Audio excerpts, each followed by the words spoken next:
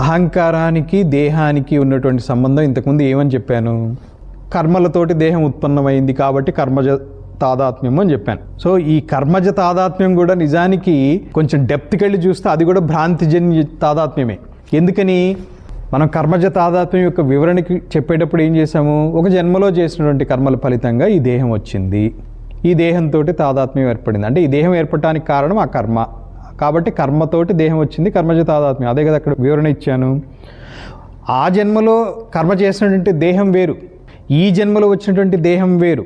ఆ జన్మలో ఆ దేహం చేసినటువంటి కర్మకి ఫలితంగా ఈ దేహం వచ్చింది అని అనటమే భ్రాంతి.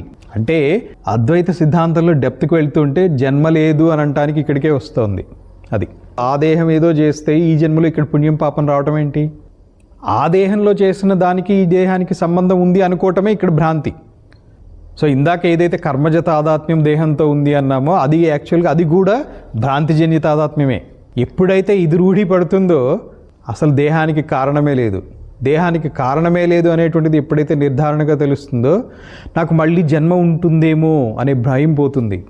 ఎప్పుడైతే ఈ భయాన్ని తొలగించే స్థాయికి వచ్చామో నేను జన్మరహితుడిని, అజుడను, అమరుడను, ఇలా స్టెప్ బై స్టెప్ సహజ తాదాత్మ్యంలోకి వెళ్ళిపోతారు. సహజ తాదాత్మ్యాన్ని ఇంకా డెప్త్లోకి వెళ్ళినప్పుడు అహం బ్రహ్మాస్మి దగ్గరికి వెళ్ళగలుగుతారు.